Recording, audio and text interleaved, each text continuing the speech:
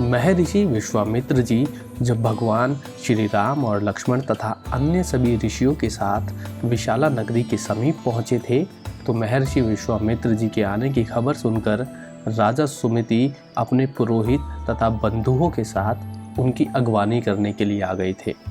महर्षि विश्वामित्र के साथ भगवान श्री राम और लक्ष्मण जैसे तेजस्वी बालकों को देखकर राजा सुमिति ने महर्षि विश्वामित्र जी से उनका परिचय पूछते हुए कहा था कि हे महर्षि, ये दोनों देव कुमार किसके पुत्र हैं और आपके साथ इस दुर्गम मार्ग से पैदल किस लिए आए हैं। तब महर्षि विश्वामित्र जी ने राजा सुमिति को ताड़का और सुबाहु के वध का सारा प्रसंग बताते हुए यह कहा था कि ये दोनों कुमार अयोध्या नरेश राजा दशरथ के पुत्र हैं। भगवान श्री राम का परिचय पाकर राजा सुमिति बड़े ही प्रसन्न हुए थे और सभी को बड़े आदर और सत्कार के साथ अपनी विशाला नगरी में अपना अतिथि बनाकर ले गए थे। महर्षि विश्वामित्र सहित भगवान श्री राम ने वह रात विशाला नगरी में ही व्यतीत की थी। फिर सुबह राजा सुमिति की आज्ञा लेकर सभी लोग मिथिला की ओर चल पड़े थे। बहुत समय तक चलने के बाद सभी लोग जब मिथिला में पहुंचे तो सभी लोग जनकपुरी की सुंदर शोभा को देखकर उसकी तारीफ करने लगे थे। तभी भगवान श्री राम की दृष्टि मिथिला के एक वन में एक पुराने आश्रम में पड़ गई थी, जो अत्यंत रमणीय होते हुए भी सुनसान दिखाई दे रहा था। ये देखकर भगवान श्री राम ने महर्षि विश्वामित्र जी से ये पूछा था कि भगवान, ये स्थान कैसा है, जो देखने में तो किसी आश्रम जैसा प्रतीत होता है, परंतु यहाँ एक भी मुनि दिखाई नहीं दे रहा है।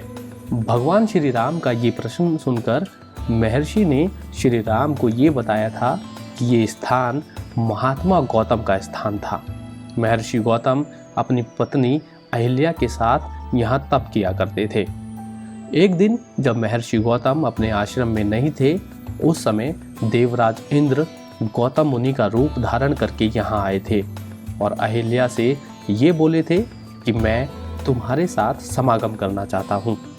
अहिल्या ने महर्षि गौतम का रूप रखकर आए इंद्र को पहचानने के बाद भी इंद्र के साथ समागम करने का प्रस्ताव स्वीकार कर लिया था।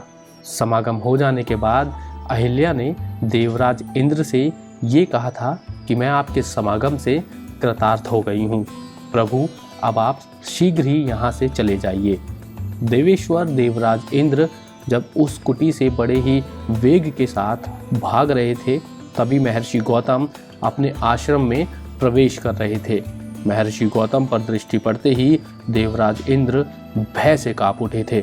इंद्र को अपना रूप धारण कर देख महर्षि गौतम ने क्रोध में देवराज इंद्र को श्राप दे दिया था और उसके बाद अपनी पत्नी अहिल्या को श्राप देते हुए ये कहा था कि दुराचारिणी, तू सभी प्राणियों से अदृश्य होकर सिर्फ हवा पीती हुई इस आश्रम में निवास करेगी। साथ ही ये भी कहा था, जब हजारों वर्षों बाद दशरथ नंदन श्री राम इस वन में प्रवेश करेंगे तो तू फिर से अपने पुराने शरीर को धारण कर लेगी। भगवान श्री राम को ये प्रसंग सुनाकर महर्षि ने श्री राम से ये कहा था कि अब तुम महर्षि गौतम के आश्रम में चलकर देव रूपी अहिल्या का उद्धार करो। महर्षि विश्वामित्र जी की ये बात सुनकर भगवान श्री राम ने लक्ष्मण सहित उस आश्रम में प्रवेश किया था और भगवान श्री राम के दर्शन हो जाने से अहिल्या का श्राप भी समाप्त हो गया था और वह अपने पुराने शरीर को प्राप्त कर सभी को दिखने लगी थी। तब भगवान श्री राम और श्री लक्ष्मण दोनों ने अहिल्या के पैर छुए थे और अहिल्या ने उन दोनों भाइयों का आदरणीय रूप में सत्कार किया था।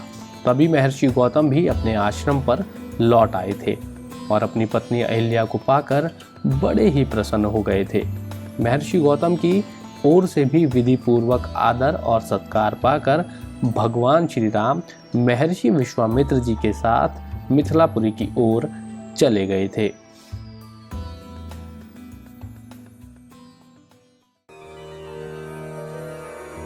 रामं नमामि।